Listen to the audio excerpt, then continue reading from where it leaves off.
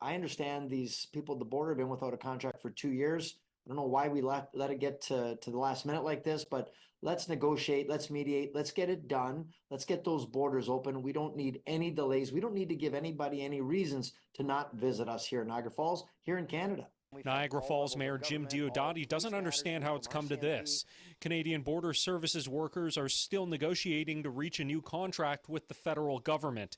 After a 4 p.m. strike deadline, the Border Services unit of the Public Service Alliance of Canada issued a statement saying mediation talks will continue to Wednesday. It's a source of serious anxiety for Niagara Falls. 40,000 people there rely on tourism for work. There's a big hole that we've been digging ourselves out of, and a lot of people went into their savings. A lot of them cashed in RSPs to stay afloat, and they're really counting on the recovery. And it's really unfortunate the things that we had to go through, but we certainly don't need a man-made problem now.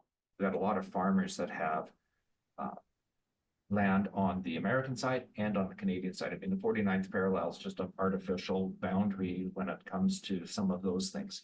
Mayor of Abbotsford, British Columbia, Ross Siemens, also concerned as his city has a border crossing with Washington State and is just an hour or so from the Port of Vancouver, a region with some of Canada's most prime agricultural land that needs feed and supplies that cross the border daily.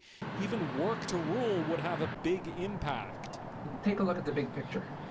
And really understand how the economy works and understand that any disruption this is serious business. Again, it's not just, something that's isolated. This has supply chain implications. It has ripple effects in communities, especially those that are, like Abbotsford, that is a key corridor for the Asia Pacific. Those are huge implications. In Ottawa, Shaoli Lee, City News.